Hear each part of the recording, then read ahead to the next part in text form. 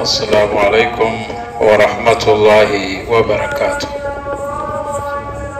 الحمد لله رب العالمين، والصلاة والسلام على رسول الله صلى الله عليه وعلى آله وأصحابه أجمعين، أما بعد، فأعوذ بالله من الشيطان الرجيم. بسم الله الرحمن الرحيم.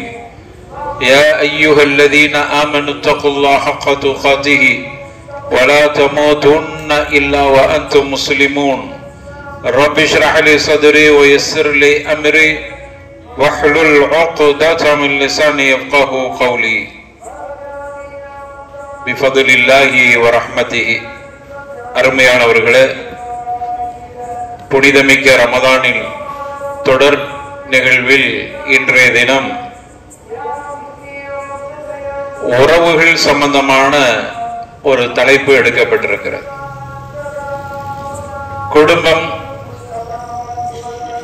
குடும்ப உறவுகளை பேணுதல் இஸ்லாத்தை பொறுத்தவரையில மிகவும் வலியுறுத்தப்பட்டிருக்கிறது. குடும்ப உறவுக்கும் ஈமானுக்கும் தொடர்பு இருக்கிறது. குடும்ப உறவுக்கும் சொர்க்கத்திற்கும் தொடர்பு இருக்கிறது. குடும்ப உறவுக்கும் இறைவனின் நேசத்திற்கும் தொடர்பு இருக்கிறது. எனவே இஸ்லாம் குடும்ப உறவை பேணுவதில் மிக அக்கறை காட்டக்கூடியதாக இருக்கிறது. ஆரம்ப கால ஜாகிலியத்தினுடைய மடமை காலத்தில் கோத்திரம் கோத்திரமாக, குடும்பம் குடும்பமாக, கொத்து கொத்தாக வாழ்ந்து வந்த சமூகம் எப்படி தங்களுடைய குடும்ப பாரம்பரியம் என்று பேசிக்கொண்டாலும் பல நேரங்களில் அவர்களுக்கு மத்தியில் பகைமை அதிகம் இருந்திருக்கிறது. எந்த அளவுக்கு பகைமை என்றால், அவர்களில் ஒருவர் கொலை செய்யப்பட்டு விட்டால், அவர்களில் ஒருவர் தாக்கப்பட்டு விட்டால், தாக்கப்பட்டவனின் வாரிசு யாரு தாக்கினாரோ அவரை கொன்று அவருடைய மண்டை ஓட்டிலே சாராயத்தை ஊற்றி கொடுத்தால்தான் செத்து போனவனின் ஆத்மா சாந்தி அடையும் என்கிற தவறான ஐதீகம் அரபுகள்கிட்ட அநேகர்கள்ட்ட இருந்தன. இப்படிப்பட்ட ஒரு மடமை காலத்தில் தான் இஸ்லாம் குடும்ப உறவை பேண வேண்டும் என்கிற அம்சத்தை வலியுறுத்தியன. நபிகள் நாயகம் ரசூலுல்லாஹி ஸல்லல்லாஹு அலைஹி வஸல்லம் அவர்கள் இஸ்லாத்தின் பக்கம் மக்களை அழைப்பதற்கு முன்னால் அவர்கள் குடும்ப பாரம்பரியத்தோடு இருக்கிற ஒரு குடும்பத்தில் நெருக்கமான உறவோடு இருந்தார்கள். அங்கு நடக்கிற சில அனாச்சாரங்களும் சில தேவையில்லாத விரும்பத்தகாத அசிங்கங்களையும் அவர்கள் கண்டு இதிலிருந்து தன்னை தவிர்த்து கொள்வதற்காக, பாதுகாத்துக் கொள்வதற்காக தனிமையை விரும்பி ஹிரா என்கிற குகையில் அவர்கள் தனிமையாக இறைவனை வணங்கி வந்தார்கள். அல்லாஹ்வுடைய கட்டளை, அவர்கள் இஸ்லாமிய செய்தி அவர்களுக்கு கிடைத்து, நீங்கள் ஏக இறைவன் ஒருவனையே வணங்க வேண்டும் என்கிற அந்த தத்துவம் அவர்களுக்கு வழங்கப்பட்டு அந்த குகையிலிருந்து அவர்கள் வெளியேறி இஸ்லாமிய செய்தியை தனக்குள் வைத்துக் கொண்டிருந்தார். அதனுடைய முழு விவரங்களை நீங்கள் சஹீஹுல் புகாரியில முதலாவது பகுதியில அடிக்கடி கேட்ட செய்தியாக, படித்த செய்தியாக இருக்கும். அதுக்குள் நான் ஆழமாக செல்லவில்லை. இப்படி நபிகள் நாயகம் ரசூலுல்லாஹி ஸல்லல்லாஹு அலைஹி வஸல்லம் அவர்கள் தீனுல் இஸ்லாம் அவர்களுக்கு எடுத்து சொல்லப்படுகிற ஒரு நிலைக்கு ஆளாக பெறுகிற பொழுது முதலில் அல்லாஹ் கட்டளையிட்ட செய்தி, வஅந்திர் அஷிரத்தக்கல் அக்ரபீன், உங்களுடைய நெருங்கிய உறவுகளுக்கு நீங்கள் அச்சமூட்டி எச்சரிக்கை செய்ய வேண்டும் என்கிற கட்டளை. முதல்ல உங்க குடும்பத்திற்கு நீங்கள் சொல்லுங்கள். ஏனென்றால் குடும்ப உறவை பாதுகாத்துக் கொள்ள வேண்டும். குடும்பத்தை நேசிக்கிறோம் என்பது துனியாவுடைய மத்தலபுக்காக, துனியாவுடைய நோக்கத்துக்காக மட்டும் நேசம் என்பது கிடையாது. ஆகிரத்திலும் எனது குடும்பம் சொர்க்கத்திலே இருக்க வேண்டும் என்கிற எண்ணத்தை உருவாக்குகிற ஒரு அற்புதமான ஆழமான குடும்ப உறவை இஸ்லாம் சொல்லுகிறது.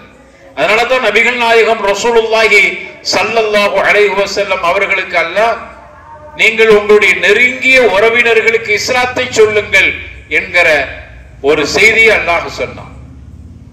அச்சத்திலே தூது செய்தி வந்தவுடன் தனக்கு வஹி வந்திருக்கிறது என்பதை தெரியாமல் கவலையோடு தன்னுடைய வீட்டிலே அச்சத்தோடு போர்வையை போர்த்தி கொண்டிருந்த அந்த சந்தர்ப்பத்தில் அவர்களுடைய துணைவியார் ஹதீஜா ரலியல்லாஹு அன்ஹா வரதாஹா அச்சத்தோடும் பயத்தோடும் ஏதோ நடக்கிறது. ஹிரா குகையிலிருந்து வெளியில் வருகிற பொழுது வானத்திற்கும் பூமிக்கும் மத்தியில அந்தரத்தில் ஒரு மனிதர் ஒரு நாற்காலியில் அமர்ந்திருக்கிற காட்சியை பார்த்து நபிகள் நாயகம் ரசூலுல்லாஹி ஸல்லல்லாஹு அலைஹி வஸல்லம் பயந்து போய்விட்டார். திடீரென அந்தரத்தில் ஒரு மனிதர் அமர்ந்திருக்கிறது என்பது யாருக்குத்தான் அச்சத்தை உருவாக்காது? நபிகள் நாயகத்துக்கு அச்சம் ஏற்பட்டு விட்டது. அது வந்திருப்பவர் வானவர் என்கிற செய்தி எல்லாம் தெரியவில்லை. அந்த பயத்தோடையே வீட்டிலே நடுக்கத்தோடு போர்வையை போர்த்துங்கள், எனக்கு போர்த்துங்கள் என்று சொல்லிக்கொண்டே அவர்கள் கடுமையான வெப்பமான சூழ்நிலையில அவர்கள் போர்வையை கொண்டு போத்துகிற அளவுக்கு ஆகிவிட்டது. ஏதோ நடந்து விட்டது, எதையோ ஒரு நான் காண முடியாத ஒரு காட்சியை கண்டுவிட்டேன் என்று அச்சத்தில் நடுங்கிற பொழுது அவர்களுடைய துணைவியார் ஆறுதல் சொன்னார். சஹீஹுல் புகாரியிலே பதிவு செய்யப்பட்ட செய்தி. அந்த ஆறுதலின் பொழுது அவர்கள் சொன்ன வார்த்தை தான், வல்லாஹி லா யுஹ்ஸீகல்லாஹு அபதா, அல்லாஹ் மீது ஆணையாக அல்லாஹ் உங்களை ஒரு காலமும் இழிவுபடுத்த மாட்டான். சொல்லிட்டு அடுத்து வரிசையாக நல்ல பண்புகளை எல்லாம் சொல்றாங்க. ஏன் தெரியுமா? காரணம் என்ன தெரியுமா? நீங்கள் நலிவுற்றவர்களுக்கு அவர்களுடைய கஷ்டத்தில் பங்கெடுத்துக் கொள்றீங்க. தஹ்மீலுல் கல்ல, பிறரின் துன்பத்தில் பங்கெடுத்துக் கொள்றீங்க அப்படின்னு சொல்லிட்டு வருகிற பொழுது லிதஸிலி ரஹீம், குடும்ப உறவுகளை பேணுகிறீர்கள். அதை அங்கு மையப்படுத்தி சொல்றாங்க. எனவே இப்படிப்பட்ட நல்ல பண்புடையவராக இருக்கிற உங்களை அல்லாஹ் ஒரு காலமும் இழிவுபடுத்த மாட்டான். ஏன் பயப்படுறீங்க? ஆறுதல் சொன்னாங்க. ஹதீஜா ரலியல்லாஹு அன்ஹா எப்படிப்பட்ட ஆறுதல் பார். அந்த இடத்தில் ஒரு சிறிய மாற்றத்தோடு அவர்கள் இப்படி சொல்லி இருந்தார், ஏதோ உங்களுக்கு பேய் பிடித்திருக்கிறது அல்லது வேற ஏதாவது நடந்து விட்டது அல்லது நீங்க எதையோ பார்த்து பயந்து விட்டீர்கள் என்று அவர்களும் பயம் முறுத்திருந்தால் அன்று வேற மாதிரி ஆயிரும். அதனாலதான் வரலாற்றுல பதிவு செய்யறாங்க, நபிகள் நாயகத்தினுடைய பிரச்சாரத்துக்கு உறுதுணையாக இருந்தது அவருடைய துணைவி, அவருடைய மனைவி. அவர்கள் தான் ஆரம்பத்தில் ரசூலுல்லாஹ்வுக்கு ஊக்கம் கொடுத்தார்கள். போர்வை போர்த்தி பயந்து கொண்டு வீட்டுக்குள்ளேயே அடங்கி கிடந்த நபிகள் நாயகத்தை வாருங்கள், இது பற்றி விளக்கம் கேட்போம் என்று அழைத்து சென்றார். எனவே ஆரம்பத்திலேயே அவர்களுக்கு வலியுறுத்தப்பட்டது, நீங்கள் குடும்பத்தினர்களுக்கு உறவுகளுக்கு இந்த மார்க்கத்தை சொல்லுங்கள் ஒன்று. அடுத்து ஹதீஜா அவர்களுக்கு ஆறுதல் சொல்கிற பொழுது குடும்ப உறவுகளை பேணுகிறீர்கள், எனவே அல்லாஹ் உங்களை இழிவுபடுத்த மாட்டான், அல்லாஹ் ஒரு காலமும் இழிவுபடுத்த மாட்டான். இது ரசூலுல்லாஹ்க்கு மட்டும் சொன்னதல்ல, நாமும் குடும்ப உறவுகளின் அந்த உறவுகளை மேன்மைப்படுத்துகிற அளவுக்கு நடந்து கொண்டால் அல்லாஹ் நம்மையும் இழிவுபடுத்த மாட்டான். அதிலிருந்து சட்டம் எடுக்கப்படுகிறது, அதிலிருந்து நமக்கு இந்த பாடம் இருக்கிறது. எனவே இந்த அளவுக்கு குடும்ப உறவு இஸ்லாத்தில் வலியுறுத்தப்பட்டிருக்கிறது. அதோடு விடவில்லை, போர்வையை பொருத்திக்கோ, அல்லாஹ் வசனத்தை இறக்கிறான். யா அய்யுஹல் முஸம்மில் கும் ஃபஅன்திர் வரப்பக ஃபகப்பிர் வசியாபக ஃபதஹிர், அப்படியே இலா ஆகிரில் ஆயா, போர்வை போர்த்தி கொண்டிருப்பவரே கும், எழுந்திரு, ஃபஅன்திர், எச்சரிக்கை செய்வீராக. உங்க குடும்பத்தார்களுக்கு முதல்ல எச்சரிக்கை செய்வீராக. முதல்ல குடும்பத்தை தான் அங்கு மையப்படுத்தி சொல்லப்பட்டது. கும் ஃபஅன்திர் வரப்பக ஃபகப்பிர், உங்களுடைய இறைவனை பெருமைப்படுத்துவீராக. அப்படி அடுத்து சொல்கிறான், பெரிய ஒரு பாடமே நடத்துறான் பாருங்க. அல்லாஹ் ரப்பல் ஆலமீன் ரசூலுல்லாஹ்வை நேரடியா அந்த தர்பியா கொடுக்கிறான். அடுத்து சொல்ற தாவா களத்தில் இருக்கக்கூடியவர்கள் உங்களுடைய ஆடை தூய்மையாக இருக்க வேண்டும், உங்களுடைய வெளி தோற்றத்தையும் இந்த சமூகம் பார்க்கும். அதனால நபியே உங்களுடைய ஆடையை தூய்மையாக வைத்துக் கொள்ளுங்கள். நான் தூய்மை பற்றி பேசுவதற்கு முன்னால் முதல்ல நான் தூய்மையாக இருக்க வேண்டும். எனவே எனது ஆடை பார்க்கப்படுகிறது. இஸ்லாம் தூய்மைக்கு முக்கியத்துவம் கொடுக்கிறது. குடும்ப உறவை பேண சொல்கிறது. நபிகள் நாயகத்துக்கு அப்படியான கட்டளை.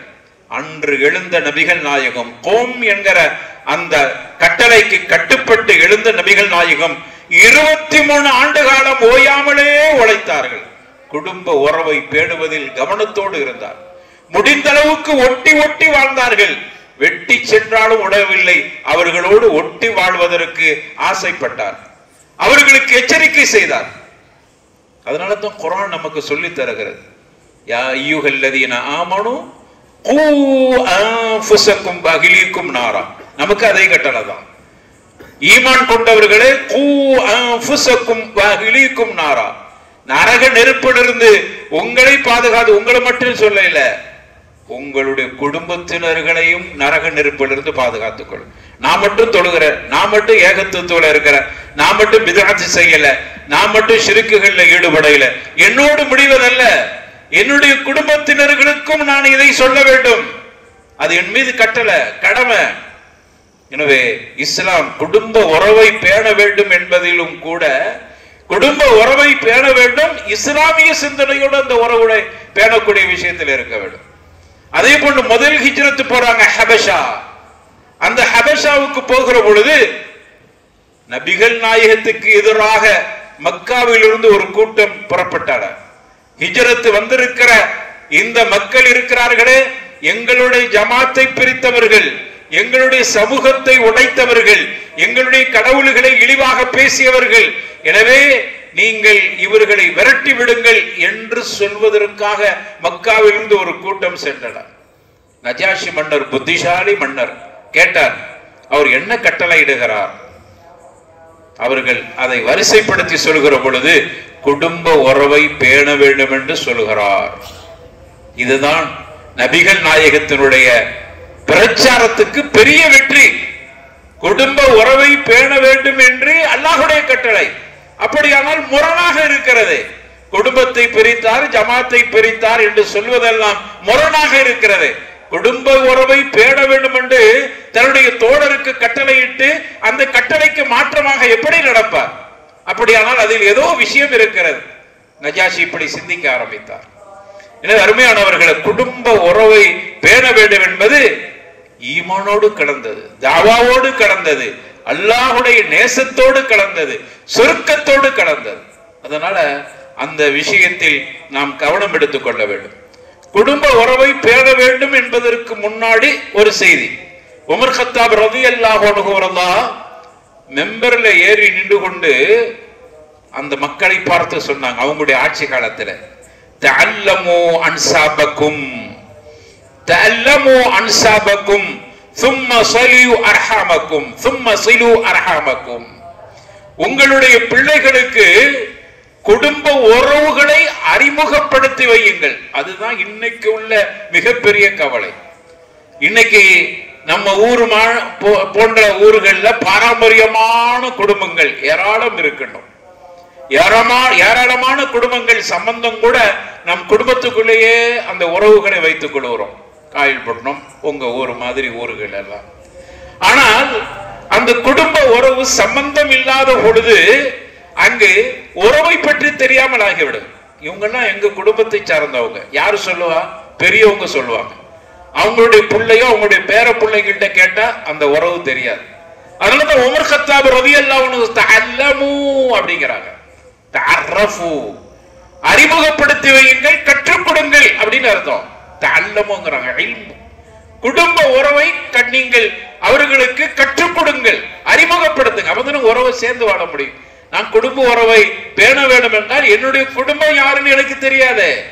எங்க வாப்பாவோட முடிஞ்சு போச்சு குடும்ப உறவு, அல்லது எங்க அப்பாவோட முடிஞ்சு போச்சு, நான் அல்லது என்னோட முடிஞ்சு போச்சு, என் பிள்ளைக்கு தெரியாது, அவனோட அப்பா யாருன்னு தெரியாது, இவோ எப்படி சொந்தன்னு தெரியாது, அவோ எப்படி சொந்தன்னு தெரியாது, இது என்ன முறையில வரும்னு தெரியாது, இந்த குடும்பம் எந்த குடும்பம்னு தெரியாது. இன்னைக்கு உள்ள இளைஞர்களுடைய நிலை அப்படித்தான். எங்க ஊர்ல அப்படித்தான் அதிகமா இருக்கு. இங்கேயும் இருக்கலாம்னு நினைக்கிறேன். சம்பந்தம் வைத்தால் மட்டும்தான் அந்த உறவு நீடிக்கிறது. இல்லை என்றால் முன்னோர்கள் நம்முடைய குடும்பத்தினுடைய உறவுகளை பற்றியான எந்த அறிவும் இல்லை.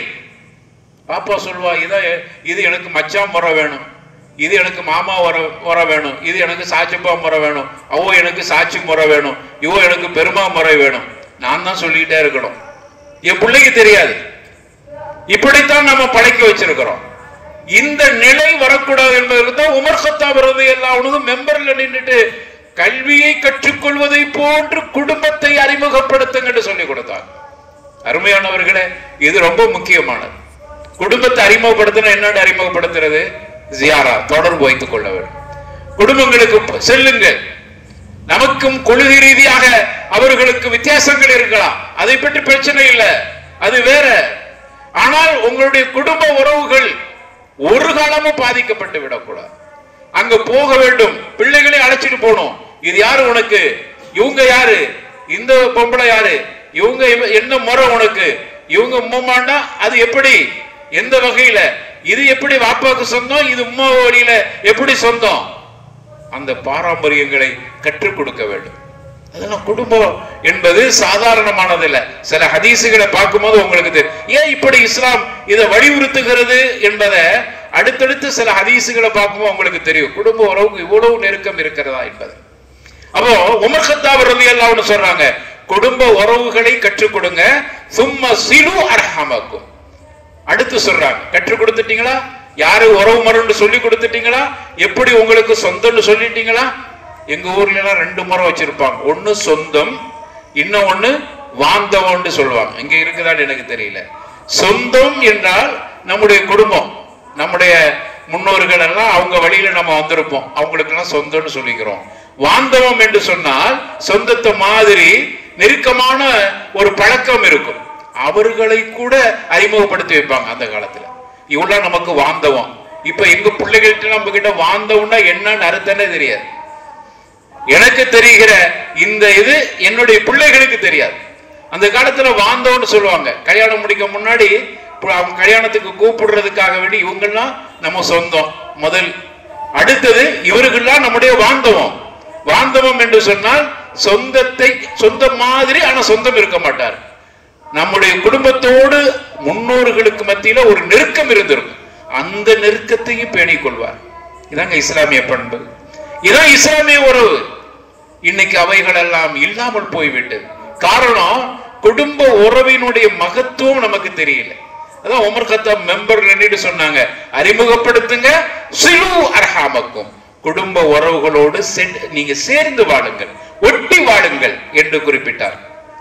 அருமையானவர்களே, குடும்ப உறவு என்பது சாதாரணமானதல்ல. நபிகள் ரசூலுல்லாஹி ஸல்லல்லாஹு அலைஹி வஸல்லம் அவர்களுடைய வழிமுறையாக இருக்கிறது. குவத்துல் ஈமான், குடும்ப உறவை பேணக்கூடியவர்கள் ஈமானில் வலிமை உள்ளவர்களாக இருப்பாங்க. ஈமானோடு தொடர்பு படுத்துறாங்க குடும்ப உறவை. அப்ப சாதாரணமா நினைக்கலாமா, குடும்ப உறவுக்கு ஈமானுக்கு என்ன தொடர்பு இருக்குது? ஒரு இது எங்க சொந்தம்னு சொல்லி பிள்ளைகளுக்கு அறிமுகப்படுத்தி அவர்களோடு நெருக்கம் வைத்துக் கொள்வதற்கு ஈமானுக்கு என்ன சம்பந்தம் இருக்குது? அல்லாஹ்வுடைய தூதர் சொல்றாங்க, மன் கான யுமினு பில்லாஹி வல் யௌமில் ஆகிர். பாருங்க, அல்லாஹ்வை கொண்டு யார் விசுவாசம் கொள்கிறாரோ, மறுமையை கொண்டு யார் ஈமான் கொள்கிறாரோ, இது உண்மையாக இருக்குமானா ஃபல்யஸில் ரஹிமஹு, குடும்ப உறவோடு சேர்ந்து வாழட்டும். ஈமானோடு தொடர்பு பாருங்க. அல்லாஹ்வுடைய நம்பிக்கை உனக்கு இருக்குதா? ஆகிரத்தை நம்புறியா? மூணாவது நீ செய்ய வேண்டிய வேலை குடும்ப உறவோடு சேர்ந்து வாழு. அதான் ஈமானோடு தொடர்பு.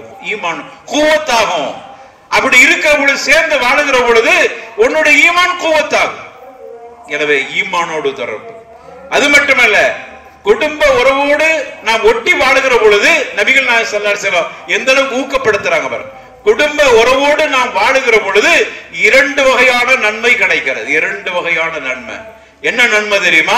ஒன்று, நீண்ட ஆயுள அல்லாஹ் கொடுக்கிறான். குடும்ப உறவை பேணி வாழ்ந்தால் நீண்ட ஆயுள் கிடைக்கிறது.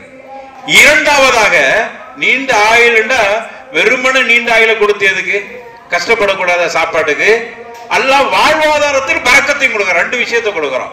நீண்ட ஆயுளையும் கொடுத்து வாழ்வாதாரத்தில் பரக்கத்தையும் அல்லாஹ் கொடுக்கிறான்.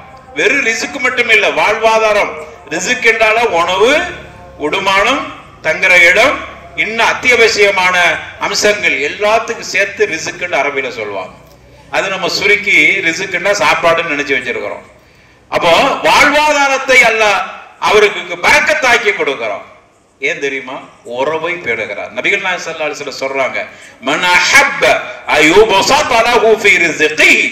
உங்கள யார் இப்படியே கேக்குறாங்க, உங்கள யாருக்காவது நீண்ட ஆயுள் வேண்டும் என்று ஆசை இருக்குதா?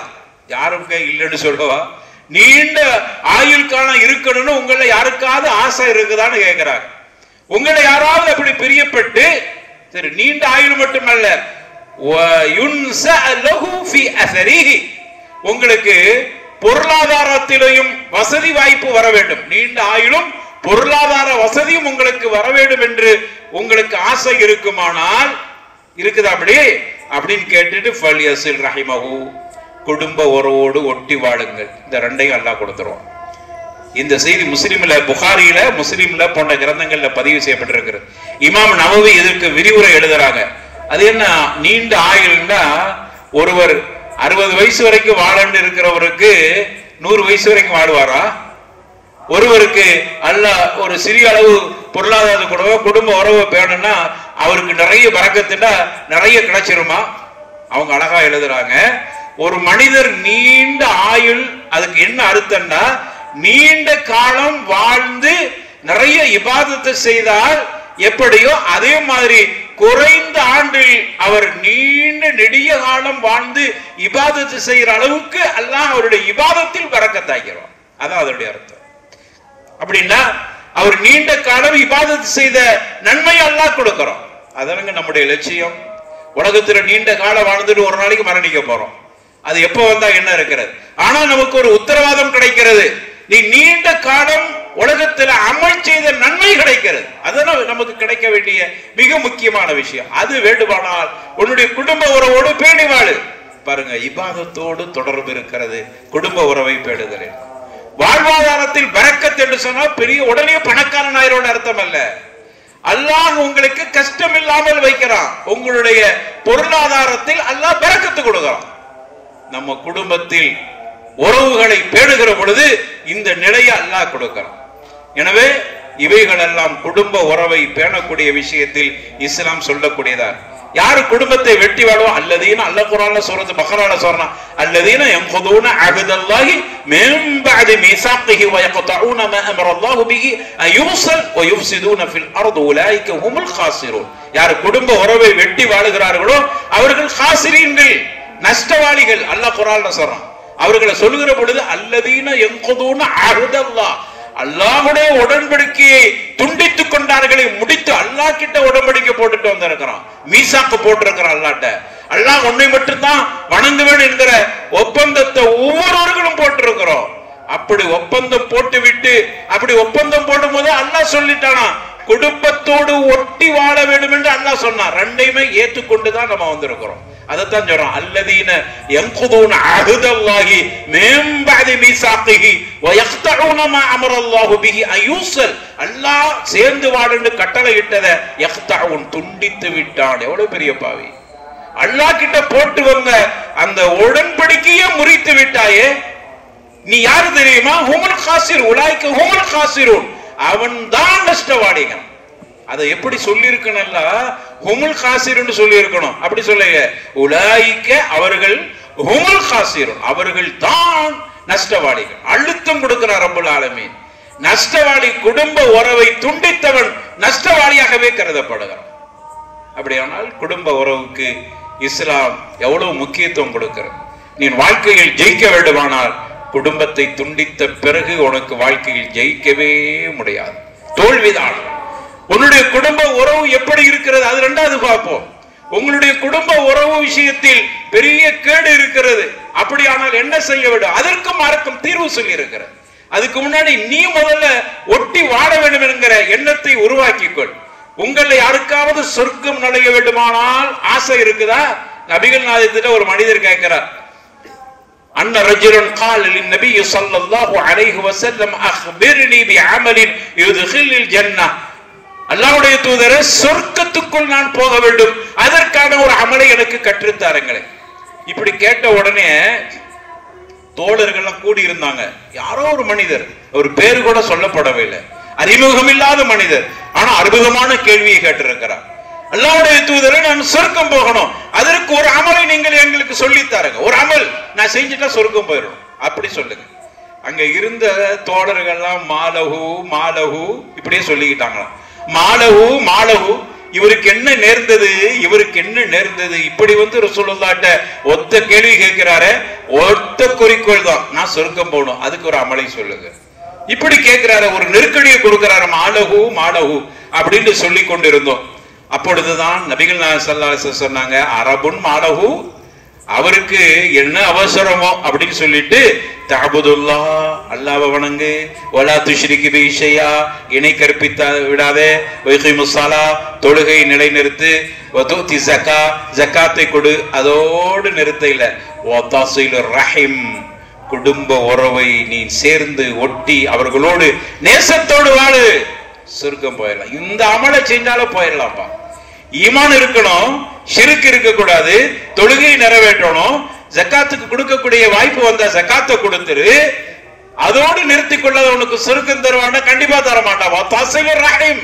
சொந்தத்தோடு ஒட்டி வாழு, உனக்கு சொர்க்கம் என்று ரசூலுல்லாஹி ஸல்லல்லாஹு அலைஹி வஸல்லம் சொன்னாங்க. சஹீஹுல் புகாரியிலே பதிவு செய்யப்பட்ட செய்தி. அருமையானவர்களே, ஏன் இந்த குடும்ப உறவுக்கு இவ்வளவு முக்கியத்துவம் கொடுக்க வேண்டும்?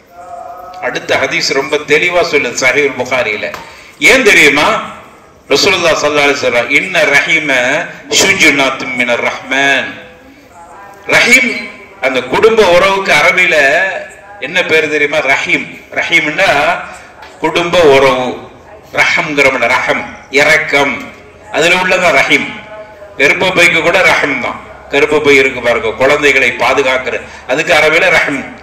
அப்போ குடும்ப உறவு என்பது ரஹம்ல உள்ளது, இரக்கம் என்கிற வார்த்தையில் உள்ளது. அதிலே குடும்ப உறவு என்பதற்கு அரபில வேற வேற வார்த்தை இருந்தாலும் ஹதீஸ்ல சொல்லப்படுற வார்த்தை ரஹீம் என்கிற வார்த்தை தான். ரஹீம் என்பது இரக்கம் அர்த்தம், அதிலேயே அந்த அர்த்தமே இருக்கிறது. சரி, அல்லாஹ்வுடைய தூதர் சொல்றாங்க, இன்ன ரஹீம சுஜ்னத்தும் மினர் ரஹ்மான். ரஹ்மானுடைய ஒரு சுஜ்னா, ஒரு பகுதி, ஒரு கிளை. குடும்ப உறவு இப்ப புரிகிறதா? ஏன் குடும்ப உறவை ஒட்டி வாழு ஒட்டி வாழு என்று இஸ்லாம் சொல்லுகிறது என்றால், குடும்ப ரஹம் என்கிறது அல்லாஹ்வுடைய இஸ்முல ஒரு இஸ்ம். அது அல்லாஹ்வுக்கு ரஹ்மான் ரஹீம் என்கிற பேர் இருக்கிறது. ரஹ்மான் ரஹீமும் ஏறக்குறைய ஒரே அர்த்தம் தான். அல்லாஹ்வுக்கு அந்த பேர் இருக்கிறது. அதிலிருந்து வந்த ஒரு ஷிப்பா, அதிலிருந்து வந்த ஒரு துண்டு, அதிலிருந்து வந்த ஒரு சுஜினா, ஒரு ஷுபா, ஒரு கிளை அது. எனவே குடும்ப உறவு என்பது இறைவனுடைய ரஹ்மானுடைய ஒரு பகுதி அது. அதனால தான் இஸ்லாம் நீ குடும்ப உறவோடு பேணி வாழு ஒட்டி வாழு என்று சொல்கிறது. எனவே குடும்ப உறவு என்பது தூரமான விஷயம் அல்ல, அல்லாஹ்வுடைய ஒரு பகுதி. எனக்கு இவங்க சொந்தம்னு சொன்னா அல்லாஹ்வுடைய ரஹம் அங்க இருக்குதுன்னு அர்த்தம், அல்லாஹ்வுடைய சுஜ்னா ஒன்று இருக்குன்னு அர்த்தம், அல்லாஹ்வுடைய ஒரு ஷுபா இருக்குதுன்னு அர்த்தம், அல்லாஹ்வுடைய ஒரு கிளை எனக்கும் அதுக்கு தொடர்பு இருக்கிறது. சொல்லிட்டு ரசூலுல்லாஹ் சொல்றாங்க, மன் வாஸலகி வஸல்துஹு, யாரு அந்த குடும்ப உறவோடு ஒட்டி வாழுகிறார்களோ அவர்களை நான் அவர்களோடு ஒட்டுவேன். அல்லாஹ் சொல்றான். புரிகிறதா? அல்லாஹ் ஒரு அடியானோடு நெருக்கமாகடா. இன்னொரு இடத்துல சுன்னத்தான் நஃபிலான வணக்கங்கள் அதிகம் செஞ்சு நெருக்கமாகுங்க. அது தாண்டி இங்க ரசூலுல்லாஹ் சொல்றாங்க, நீ உன்னுடைய குடும்ப உறவோடு நீ சேர்ந்து வாழுகிற பொழுது அல்லாஹ் உன்னோடு சேருகிறான். சுப்ஹானல்லாஹ், அல்லாஹ் உனக்கு நெருக்கமாகறான்னு அர்த்தம். யார் ஒமன் கதஅகி, குடும்ப உறவே உன்னை யார் துண்டிக்கிறார்களோ, உன்னை யார் துண்டித்து விட்டு வாழுகிறார்களோ, கதஅதுஹு, அவரோடு நான் துண்டித்து விடுகிற உறவை துண்டிக்கிறாங்க அல்லாஹ். அப்போ நம்ம குடும்ப உறவை நம்ம துண்டிச்சுட்டா நஷ்டம் நமக்கு தான். நம்ம குடும்ப உறவை சேர்ந்து வாழ்ந்தா நமக்கு தான் லாபம். ஏனென்றால் நான் குடும்ப உறவோடு சேர்ந்து வாழுகிற பொழுது அல்லாஹ் என்னோடு சேருகிறான். நான் குடும்ப வாழ்வை அந்த உறவை வெட்டுகிற பொழுது அல்லாஹ் அவனுடைய நெருக்கத்தை எனக்கும் அவனுக்கு மத்தியில துண்டித்து விடுகிறான். நவுது பில்லாஹ் வல் இயாது பில்லாஹ். எவ்வளவு பெரிய ஆபத்து பாருங்க. அப்போ நீ அல்லாஹ்வை நெருங்கணும் சொல்லி கஅபத்துல்லாஹ்ல போய் தவாப் செஞ்சாலும் சரி, அங்க உள்ள திரை சேலையை பிடித்து அழுது அல்லாஹ்வுடைய நெருக்கத்தை தாழ்ந்து சொல்லி நீ கதறினாலும் சரி, குடும்ப உறவை பகைத்த பிறகு அல்லாஹ் உன்னோடு சேர மாட்டான், உன்னோடு ஒட்ட மாட்டான், அவனுடைய ரஹ்மத்தை கொடுக்க மாட்டான் அப்படின்னு அர்த்தம். எவ்வளவு பெரிய ஆபத்து, எவ்வளவு பெரிய அபாயம். எனவே குடும்ப உறவு பேணப்பட வேண்டும். உறவுகள் ஒட்டி வாழ்வதற்கான எல்லா அம்சங்களையும் நம்ம தரப்பிலிருந்து நடக்கட்டும். என்னுடைய தரப்பிலிருந்து குடும்பத்தை ஒட்டி வாழக்கூடிய நிகழ்வுகள் நடந்து கொண்டிருக்கட்டும். என்னுடைய உறவு என்னை வெட்டி போறாங்க, அது அவருக்கும் அல்லாவுக்கும், அவங்க வெட்டி போயிட்டாங்க, அதனால தான் என்னால ஒட்ட முடியல, இதெல்லாம் அல்லாஹ் ஏற்றுக்கொள்ள மாட்டான். அதே போல நபிகள் நாயகம் ஸல்லல்லாஹு அலைஹி வஸல்லம் சொல்றாங்க, உங்கள யாருக்காவது, எவ்வளவு பெரிய வார்த்தையை சொல்றாங்க. இமாம் தபரானி இதை பதிவு செஞ்சிருக்கிறாங்க. இது இந்த ஹதீஸ் ஹசன் என்கிற தரத்தில் பதிவு செய்யப்பட்டிருக்கிறது. எவ்வளவு தூரத்துக்கு சொல்றா பாருங்க. நபிகள் நாயகம் கேட்கிறாங்க, உங்கள யாருக்காவது கேள்வி கணக்கு விசாரணை லேசா இருக்கணும்னு ஆசை இருக்குதா? இப்படி கேட்டா நம்ம என்ன சொல்லுவோம்? கேள்வி கணக்கு அல்லாஹ் புறத்துல உங்களுக்கு லேசா இருக்கணும்னு ஆசை இருக்குதா? எல்லாத்துக்கும் கேள்வி கணக்கு. நபிமார்களை கூட அல்லாஹ் விசாரிக்காம விட மாட்டான். கேள்வி எல்லாத்துக்கும் இருக்கிறது. ஆனா லேசா கேட்கப்படுறது இன்னும் சிலருக்கு நூகிஷன்னாங்க. ஆயிஷா நாய் வித்தியாசம். எல்லாத்துக்கும் கேள்வி இருக்குதுன்னா அல்லாஹ் கிட்ட எல்லாரும் பதிலி சொல்லி ஆகணுமா? தீயவர்களுக்கும் இருக்குது, நல்லவங்களுக்கு கேள்வி இருக்குது. அப்போ ரசூலுல்லாஹ் சொன்னாங்க, யாரிடத்தில் நூகிஷ அல்லாஹ்வுடைய விசாரணை, நூகிஷன்னா தொலைச்சு அல்லாஹ் கேட்கிறானோ ஃபகது ஹலக்கு, அவன் தொலைஞ்சான்னு அர்த்தம். ஹலக்குன்னா ஹலாக்கா போயிட்டான்னு அர்த்தம். அதுக்கு எங்கெல்லாம் ஹதீஸ்ல ஹலக் என்கிற வார்த்தை வருதோ அதற்கெல்லாம் அர்த்தம் என்ன தெரியுமா? நரகத்துக்கு போயிட்டான்னு அர்த்தம். அப்ப ரசூலுல்லாஹ் ஸல்லல்லாஹு அலைஹி வஸல்லம் சொல்றாங்க, யாரை அல்லாஹ் துருவி விசாரிக்கிறானோ அவன் நரகத்துக்கு போயிடுவான். ஃபகது ஹலக், நரகத்துக்கு போயிடுவான். அப்ப விசாரணை இருக்குது. அதனால தான் ரசூலுல்லாஹ் கேட்கிறாங்க, உங்களுக்கு லேசா விசாரிக்கணும்னு உங்கள யாருக்காவது ஆசை இருக்குதா? எல்லா தொடரும் யாரும் சொல்லலாம், எங்களுக்கு அந்த ஆசை தானே. அல்லாஹ் எங்கள்கிட்ட லேசா விசாரிக்கணும் ஒன்று. அடுத்து கேட்டாங்க, இரண்டாவதாக உங்கள யாரும் அல்லாஹ்வுடைய ரஹ்மத்தில் சொர்க்கம் செல்ல வேண்டும் என்ற ஆசை இருக்குதா? அல்ஹம்துலில்லாஹ், நம்முடைய இபாதத்தின் மூலமா சொர்க்கம். அஹ்லு சுன்னா வல் ஜமாத்துடைய அகீதாவே அல்லாஹ்வுடைய ரஹ்மத்தால் சொர்க்கம். இதுதான் நம்முடைய அகீதா. அப்போ அல்லாஹ்வுடைய தூதர் ஸல்லல்லாஹு அலைஹி வஸல்லம் சொல்றாங்க, உங்களுக்கு விசாரணை லேசாக இருக்க வேண்டும். இரண்டாவதாக அல்லாஹ்வுடைய அருளால், ரஹ்மத்தால், கிருபையால், ஃபதுலால் நீங்க சொர்க்கம் போகணும். இந்த ரெண்டும் உங்களுக்கு நடக்க வேண்டும் என்று ஆசைப்படுறீங்களா? யார சொல்லலாம்? அதுதானே எங்களுடைய லட்சியம், அதுதானே எங்களுடைய இலக்கு. அதற்காக வேண்டிதானே உலகத்தில் வாழுகிறோம், அதற்காக வேண்டிதானே எவ்வளவு தியாகம் செய்ய தயாரா இருக்கிறோம். என்னுடைய விசாரணை லேசா இருக்க வேண்டும், எனக்கு அல்லாஹ்வுடைய ரஹ்மத்தால் சொர்க்கம் கிடைக்க வேண்டும். அப்படியானால் எளிய வழியை சொல்லி தராங்க. ஸலஸுன் மன் குன்ன, இப்படியே சொல்றாங்க, ஸலஸுன் மன் குன்ன ஃபீஹி ஹஸபல்லாஹு ஹிஸாபன் யஸீரா வ அத்கலஹு அல்லாஹுல் ஜன்னத பிரஹ்மதிஹி. யார்கிட்ட மூன்று அம்சங்கள் இருக்கிறதோ, யார்கிட்ட மூன்று விஷயங்கள் இருக்கிறதோ அவர்களுக்கு இரண்டு நிகழ்வு நடக்க போகிறது. விசாரணை லேசாக இருக்கும், அல்லாஹ்வுடைய அருளால் சொர்க்கம் கிடைக்கும். அது என்னன்னு கேட்டாங்க துடித்து போய். ஒமாஹிய யா ரசூலல்லாஹ் பி அபி வ உம்மி, எங்களுடைய தாயும் தந்தையும் உங்களுக்கு அர்ப்பணம் யா ரசூலல்லாஹ், சொல்லுங்க அது என்னன்னு கேட்டாங்க. அல்லாஹ்வுடைய தூதர் மூன்றையும் வரிசைப்படுத்தினாங்க. துஅதி மன் ஹரமக வ தஸில் மன் கதஅக வ தஅஃபு அம்மன் லரமக, மூன்றையும் சொன்னாங்க. இந்த மூன்று உன்னிடத்தில் இருக்குமானால் நீ விசாரணை லேசா, அல்ல லேசா விசாரிச்சுட்டு விட்டுருவான். எக்ஸாம் ரொம்ப லேசா இருக்கும், சொர்க்கத்தையும் அவனுடைய ரஹ்மத்தால கொடுத்துருவான். மூன்று விஷயம் தான். ஒன்று துஅதி மன் ஹரமக, உனக்கு எதுவும் தர மறுத்தார்களே அவர்களுக்கு நீ கொடு. பாருங்க, இஸ்லாம் வித்தியாசமா சொல்லுது. நீ தந்தா தான் நான் கொடுப்பேன். நம்மகிட்ட பழக்கம் இருக்கு, அவ நம்ம கல்யாணத்துக்கு கூப்பிட இல்லைல்ல, அவ கல்யாணத்துக்கு கூப்பிட இல்லைல்ல, நம்ம கல்யாணத்துக்கு அவளை கூப்பிடக்கூடாது. இதெல்லாம் நம்மகிட்ட உள்ள சில எச்சு புத்தி. அவ வீட்டு கல்யாணத்துல நம்மளை கூப்பிட இல்ல, நம்ம வீட்டு கல்யாணத்துக்கு அவளை கூப்பிடக்கூடாது. நாங்க கஷ்டப்படுகிற பொழுது எங்களுடைய சொந்தங்கள் எங்களை கண்டுகொள்ளவே இல்லை. இன்னைக்கு அல்லாஹ்வுடைய ஃபضலில்லாஹி ரஹ்மத்தின் நல்ல வசதியா இருக்கிறோம். ஆனால் எங்களுக்கு யார் கொடுக்காமல் இருந்தார்களோ அவர்கள் இப்போ கொஞ்சம் நொடிஞ்சு போயிட்டாங்க. அப்ப அப்படித்தானே, உலகம் அப்படித்தானே, சுத்தி வர்றது தானே. அவரு ரொம்ப பாதிக்கப்பட்டிருக்கிறார். இப்ப நான் நல்லா இருக்கிறேன். இப்ப நான் என்ன செய்யணும்? நாங்க ஒரு காலத்தில் கஷ்டப்படுகிற பொழுது கண்டுகொள்ளாமல் இருந்த உங்களுக்கு ஒரு தண்டனை அல்லாஹ் கொடுத்திருக்கிறான். நான் ஒண்ணு தரமாட்டேன், நான் வசதியா இருக்கிறேன் அப்படின்னு இருக்கு. அதுக்கு தான் ரசூலுல்லாஹ் சொல்றாங்க, துஅதி மன் ஹரமக, உனக்கு எதுவும் தர மறுத்தார்களே, நீ கஷ்டப்படுகிற பொழுது, பட்டினி கிடக்கிற பொழுது நல்லா இருந்தாங்க, சொந்த பந்தம் நெருக்கம், ஆனால் உன்னை கண்டுகொள்ளவே இல்லை.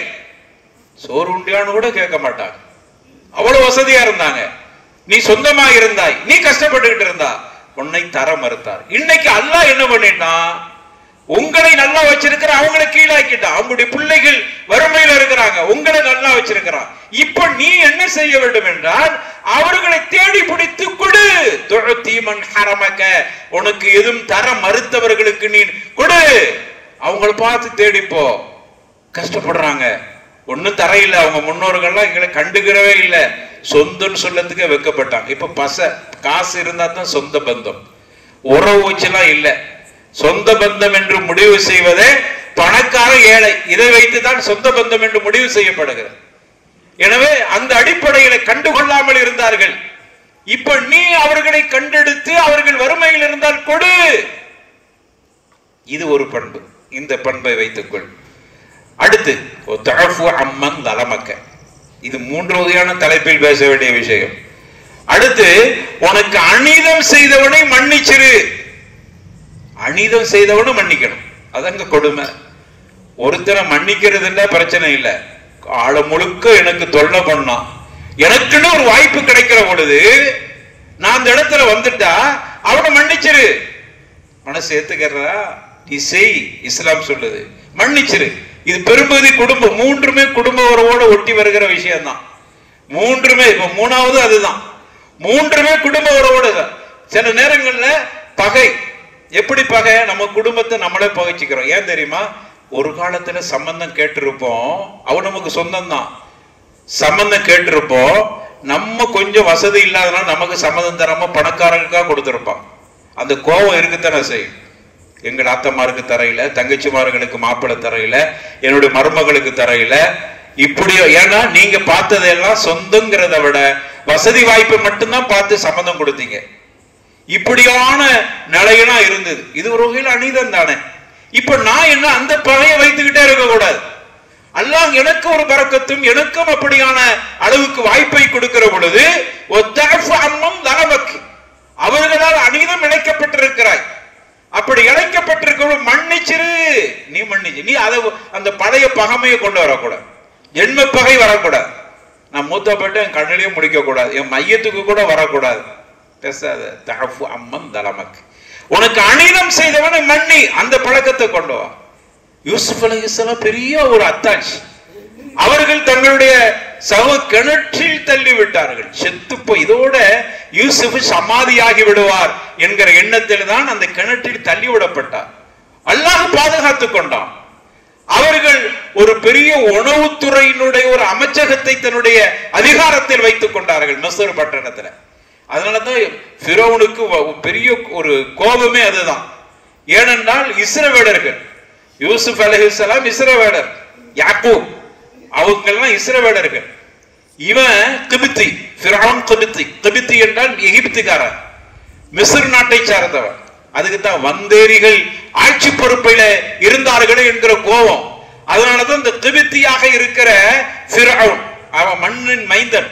என்னடா மண்ணின் மைந்தன் ஆட்சி புரிவதற்கு பதிலாக வந்தேரிகளான இஸ்ரவேலர்கள் எகிப்தை ஆண்டு கொண்டிருக்கிறார்களே என்கிற கோபத்துலதான் இந்த எகிப்தியர்களை எல்லாம் அடிமைப்படுத்தினான். ஆட்சிக்கு வந்த உடனே நீங்கள்லாம் அடிமையா இருக்க வேண்டியவர், ஆள வேண்டியவர்கள் அல்ல, ஆள வேண்டியவர்கள் இந்த மண்ணின் மைந்தன கிபித்திகள். அவங்க எல்லாம் எகிப்துக்காரங்களை தங்களை கிபித்தி என்று சொல்வார்கள்.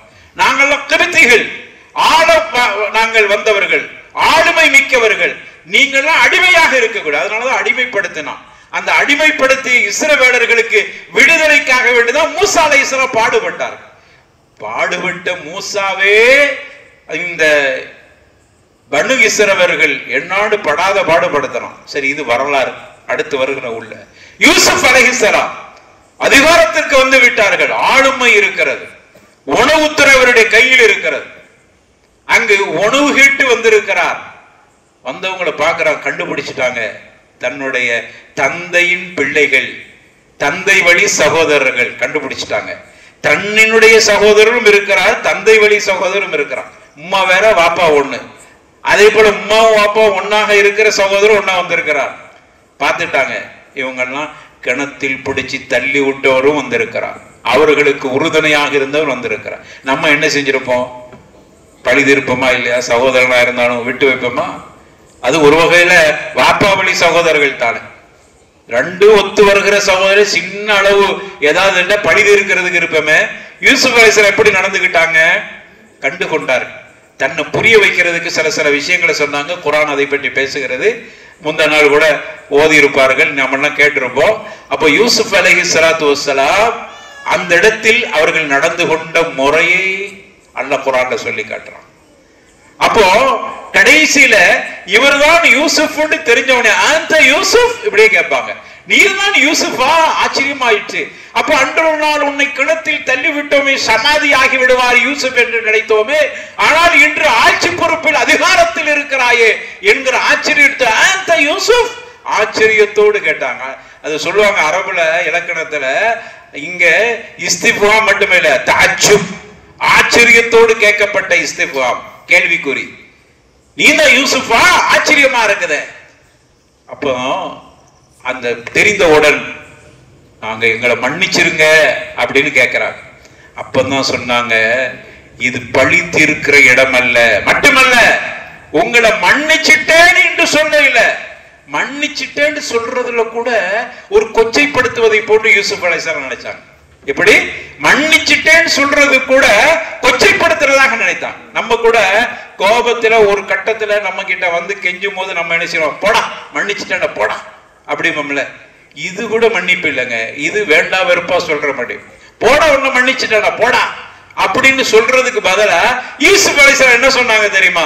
மன்னிக்கிறது என்ன? நீங்க எந்த குற்றமும் செய்யவில்லை. எப்படி? நீங்க எந்த குற்றமும் செய்யவில்லை. குற்றம் செய்தவர்களை பார்த்து சொல்ற மன்னிப்பு வார்த்தை பாருங்க. நீங்க குற்றமே செய்யல, ஏன் மன்னிப்பு கேட்கணும்? கிண்டலா சொன்னது இல்ல, கல்பிலிருந்து வந்த வார்த்தை. நீங்க ஏதோ தெரியாதனமா செஞ்சிருக்கிறீங்க, அதை நான் சொல்லக்கூடாது, அல்லாஹ் பார்த்துக்கிறோம். ஆனால் நான் உங்களுக்கு பதிவு செய்வது குற்றமும் உங்களுக்கு இருக்க கூடாது. என்னத்தை மன்னிச்சிட்டாலும் கூட, போடா மன்னிச்சிட்டேன்னு சொன்னாலும் நமக்குள்ள தப்பு செஞ்சவனுக்கு அப்படியே மனசு உறுத்திக்கிட்டே இருக்கும். காக்காக்கு இப்படி எல்லாம் பண்ணமே, என்ன தெரிந்தாலும் மன்னிச்சுக்கிட்டாரு. பக்கத்துல போகும்போதெல்லாம் அந்த ஒரு வகையான எண்ணம் வரும். அப்படி கூட வரக்கூடாது. அதான் பார்த்தாங்க யூசுப் அலைஹிஸ்ஸலாம். நம்முடைய காக்கா என்கிட்ட வரும்போது எப்படி வரக்கூடாது? குற்றங்களோடு வரக்கூடாது. நீங்க குற்றமே செய்யவில்லை. இதுதான் யூசுப் அலைஹிஸ்ஸலாத்து வஸ்ஸலாம் மன்னித்த பண்பு. அதைத்தான் இங்க அல்லாஹ்வுடைய தூதர் தஅஃபு அம்மன் லலமக்க, நீ மன்னிச்சிருவன் அநீதம் செய்தவனை போனா போயிட்டு போதுன்னு மன்னிக்கிறது இல்ல, குற்றம் செய்யவில்லை என்கிற அளவுக்குண்டான சிந்தனையோடு அவர்கள் குற்றம் செய்து விட்டேன் என்கிற அந்த மன கணத்தோடு உன்னிடத்தில் வரக்கூடாது, அந்த அளவுக்கு மன்னிக்கணும். இப்படி நீங்க நடந்து கொண்டால் அடுத்து சொன்னாங்க, உங்களுடைய குடும்ப உறவு துண்டித்து வெட்டி போகிற குடும்ப உறவோடு ஒட்டி ஒட்டி போங்க. அவங்க வெட்டிக்கிட்டே போறாங்க, அவங்க வெட்டிக்கிட்டே போறதுனால நீங்க வெட்டிட்டு நீங்க ஒட்டி ஒட்டி போங்க. இந்த மூணு செஞ்சுட்டா சொர்க்கத்துக்கு ஈஸியா ரஹ்மத்தால் நுழைந்துருவங்க. உங்களை விசாரிக்கிற பொழுது லேசா அல்லாஹ் விசாரிப்பா. பஸார்ல கூட இந்த செய்தி பதிவு செய், கிதாப் பஸார், ஹதீஸ் கிதாப் பஸார், தபரானி தங்களுடைய கிரந்தத்துல இந்த செய்தியை பதிவு செஞ்சிருக்கிறார். அருமையானவர்களே, குடும்ப உறவு என்பது நாம் ஒட்டி வாழ வேண்டிய உறவு. அவர்களை வெட்டி ஒரு காலமும் விட்டு விடக்கூடாது. சரி, இப்ப நமக்கு என்ன கேள்வி என்றால், நாங்க ஒட்டி ஒட்டி தான் போறோம், ஆனா அவங்க வெட்டிக்கிட்டே போறாங்க, பல வகையில வெட்டிக்கிட்டே போறாங்க. ஒண்ணு எங்களுடைய பொருளாதாரம், அவங்களால சகிக்க முடியல எங்களை சொந்தம் என்று சொல்வது. இப்பதான மனுஷன் அப்படித்தானே இருக்கிறான். பணத்தை வைத்து தானே சொந்தமா பந்தமா என்பதை முடிவு செய்கிறான். காக்கா தம்பியா இருந்தாலும் பணம் இருந்தா தான் அவனுக்கு மரியாதை இருக்கிறது என்று ஆகிவிட்டது. அப்படியான ஒரு ஜமான்ல, அப்படியான ஒரு காலத்துல வாழ்ந்துகிட்டு இருக்கிறோம். எனவே நம்ம என்னதான் ஒட்டி ஒட்டி போனாலும் வெட்டி வெட்டி போறாங்க, என்ன செய்யறது அப்படிங்கிற கேள்வி நம்ம கிட்ட இன்னைக்கு இருக்கிறது. அதுக்கு ரசூலுல்லாஹ் கிட்ட ஒரு சஹாபி போய் கேட்கிறாங்க, இன்னலி கராபா, அல்லாஹ்வுடைய தூதரே எனக்கு நெருக்கமான உறவுகள் இருக்கிறது, அசிலுகும் அவர்களோடு நான் ஒட்டி ஒட்டி போகிறேன். ஆனா என்னை வெட்டி வெட்டி போய் விடுகிறார். நான் சொந்தத்து நானே வெளியே போறேன், அஸ்ஸலாமு அலைக்கும் ரஹ்மத்துல்லாஹி பரக்காத்துஹு வீட்டுக்குள்ள போனாலும் கண்டுக்கிற மாட்டேங்கிறான். அவர்களை சாலைகள்ல சந்திச்சு மச்சான் சோமா இருக்கிறீங்களா, காக்கா சோமா இருக்கிறீங்களா, மாமா சோமா இருக்கிறீங்களான்னு கேட்டாலும் கூட நம்மளை அவர்கள் கண்டும் காணாம முகத்தை திருப்பிட்டு போயிடறாங்க. இதெல்லாம் நமக்கு நடக்குது இன்னைக்கு. இதே மாதிரி சஹாபாக்கள் காலத்தை நடக்குது. இன்னலி ஹராபா அசிலுகும் வயக்தஉனி, நான் ஒட்டி ஒட்டி போறேன், யார சொல்லலாம், வெட்டி வெட்டி போறாரு அந்த சொந்தக்காரர், அவர்கிட்ட நான் எப்படி நடக்கணும் சொல்லுங்களேன். அல்லாஹ்வுடைய தூதர் ஸல்லல்லாஹு அலைஹி வஸல்லம் உஹ்ஸினு இலைஹிம், அவர்களோடு நல்ல முறையில நடந்து கொள் அப்படின்ட்டாங்க. நமக்கு மனசு சகிக்க மாட்டேங்குது, கண்மணி நாயகம் சொல்லிட்டாங்க, நீ அவர்களோட நல்ல முறையில நடந்து கொள். அவன் வெட்டி வெட்டி போனாலும் விடாத, ஒட்டி ஒட்டி போ. இல்ல யாரோ சொல்றது, அவர் சொல்றாரு, நம்ம சொல்லுவோம், நம்ம சமாதானம் கேட்போம், 10 வருடம் திடீர்னு கேட்டு வருவான். இப்படி இருக்க நானும் எவ்வளவு போய் போய் மாரடிக்கிறேன், கேட்க மாட்டேங்கிறாங்க, எப்படி அவங்கள நான் பகைச்சிருக்கலாமா அப்படிம்பா. இல்ல இல்ல பகைக்க கூடாதுன்னா அப்புறம் திரும்ப இந்த ஃபத்வாவை உறுதிப்படுத்துவான். இல்ல ரொம்ப நீ ரொம்ப நாளைக்கு ரசூலுல்லாஹ் அப்படி கேட்கிறாரு அவரு. அல்லாஹ்வுடைய தூதர் என்ன செய்யறது, எவ்வளவு ஒட்டி போறானே. அல்லாஹ்வுடைய தூதர் நீ போய்கிட்டே இரு, உன் வழி அவங்களோட நீ ஒட்டிக்கிட்டே தான் போகணும். அவன் எவ்வளவுதான் ஒன்னு கண்டுக்கிறாம திரும்பினாலும் பரவாயில்லை, ஒட்டி வாழு. அதனால நீ அசிங்கப்படுத்தப்பட மாட்டாய், அதனால நீ கேவலப்படுத்தப்பட மாட்டாய், உன்னை தவறா யாரும் நினைக்க மாட்டாங்க, நினைச்சா நினைச்சிட்டு போகட்டும், நீ அவர்களோடு சேர்ந்து உறவை நீ துண்டிக்காதே அப்படின்னு சொல்லிட்டு அதை நீ செஞ்சுக்கிட்டே இரு. நீ சொல்வது உண்மையாக இருக்குமானால் அவருடைய முகத்தில் கரிய பூசு அப்படிங்கிறான். அப்படின்னா என்ன அர்த்தம், நீ அவரோடு சேர்ந்து வாழு, ஒட்டி ஒட்டி போ, உன்னுடைய நிகழ்வுகளுக்கு அவர்களை அழைத்துக்கொள், உங்க வீட்டில இருந்து அன்பளிப்புகளை கொடுங்க. அந்த உறவு நெருக்கமாக இருப்பதற்கு நம்ம கிட்ட இருந்து அன்பளிப்புகள் போகணும், அது ரொம்ப முக்கியமானது. அன்பளிப்புகள் இருக்கிறத அது ஒருவருடைய நேசத்தை உருவாக்கும். ரசூலுல்லாஹ் ஸல்லல்லாஹு அலைஹி வஸல்லம் சொன்னாங்க, எப்படி சொல்றாங்க, உங்கள யாராகிலும் சொர்க்கத்துக்கு போகணும்னு அல்லாஹ்வுடைய தூதர் இப்படியே சொல்றாங்க, லா தத்குலுல் ஜன்னத ஹத்தா துமினு வலா துமினு, ஒரு எந்த மனுஷனும் சொர்க்கம் செல்ல முடியாது ஈமான் கொள்ளாத வரைக்கும், எந்த மனிதனும் ஈமான் கொண்டவரா ஆக முடியாது உங்களில் ஒருவர் ஒருவரை நேசிக்காத வரைக்கும். இப்படியே சொல்றாங்க, உங்களை ஒருவர் ஒருவரை நேசிக்காத வரைக்கும். இது பொதுவான ஹதீஸா இருந்தாலும் குடும்ப உறவுக்கு மிக முக்கியமான ஹதீஸ். ஒருவருக்கு ஒருவர் நேசிக்காத வரைக்கும் நீங்கள் ஒரு காலமும் நீங்கள் மூமினாகவே இருக்க முடியாது. அடுத்த அல்லாஹ்வுடைய தூதர் கேட்கிறாங்க, உங்களுக்கு ஒருவருக்கு ஒருவர் நேசிப்பதற்கு ஒரு விஷயத்தை உங்களுக்கு கற்றுத்தரட்டுமா, நீங்க இந்த விஷயத்தை செய்யா உங்கள ஒருவர் ஒருவரை நேசித்து விடுவார், அது என்ன அப்படின்னு கேட்கிறார். அப்சு சலாம், அல்லாஹ்வுடைய தூதர் சலாமை பரத்துங்க, நீங்க சலாம் சொல்லுங்க. நீங்க அவர் திரும்பிட்டு போனாலும் நீங்க போய் அவர்கிட்ட ஒட்டி போய் அஸ்ஸலாமு அலைக்கும் ரஹ்மத்துல்லாஹி பரக்காத்து சொல்லுங்க, அவருக்கு சலாம் சொல்லுங்க. இப்படி சலாம் சொல்ல சொல்ல உங்களுக்கு மத்தியில ஒரு நெருக்கம் ஏற்பட்டு விடும். அதற்கு பிறகு அன்பளிப்புகளை நீங்கள் பகிர்ந்து கொள்ளுங்கள். அப்படி அன்பளிப்புகளை பகிர்ந்து கொள்கிற பொழுது அந்த முஹப்பத்து கூடும், நேசம் கூடும், ஜியாரா அடிக்கடி சந்திப்பு இருக்க வேண்டும். இதெல்லாம் குடும்ப உறவுகளை பேணக்கூடிய அம்சங்களாக இருக்கிறது. அப்போ அவர்கள் எப்படித்தான் நம்மை விட்டு பகையாக இருப்பதற்கு முயற்சி செய்தாலும் நம்ம விடக்கூடாது. அவர்களோடு நாம் ஒட்டி ஒட்டி அந்த நேசத்தை அங்கு உறுதி செய்து கொண்டே இருக்க வேண்டும் என்று ரசூலுல்லாஹி ஸல்லல்லாஹு அலைஹி வஸல்லம் அவர்கள் இந்த அளவுக்கு வலியுறுத்தி இருக்கிறார்.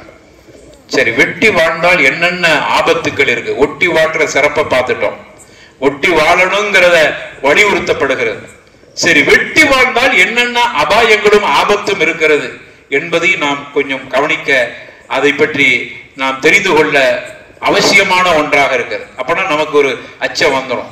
சேர்ந்து வாழன்னு சொல்லுது இஸ்லாம், சரி சேராம இருந்தா என்ன நடக்கும், அதோட அபாயத்தையும் பார்ப்போம். நிறைய இபாதத்து வணக்கம் மாஷா அல்லாஹ் தபாரக்கல்லாஹ், ஆனா குடும்ப உறவுல பெரிய ஒரு நேசம் இல்லாம போகும். கணவன் மனைவி உறவுல இருந்து பிரச்சனை இருக்கிறது, ஏதோ வாழுகிறார், ஏதோ கல்யாணம் முடிச்சிட்டோம், சரி பிள்ளைகளை பெற்றுட்டோம், இருக்கட்டும், இதுதான் வாழ்க்கையா? நிறைய பேருடைய குடும்ப உறவுகள் அப்படித்தான் இருக்கிறது. கணவன் மனைவி உறவே இந்த அளவுக்கு கேள்விக்குறியாக இருக்கிறது. அப்ப அது பற்றியெல்லாம் இஸ்லாம் என்ன சொல்கிறது?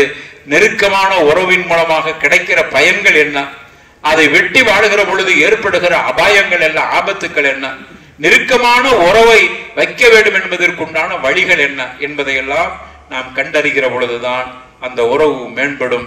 அப்படிப்பட்ட ஒரு மேன்மையான உறவு நம்ம கிட்ட இருக்கிற வரைக்கும் துனியாவிலையும் நமக்கு மிகப்பெரிய நன்மை இருக்கிறது, ஆகிரத்திலும் சொர்க்கத்தை அல்லாஹ் கொடுக்க காத்திருக்கிறான்.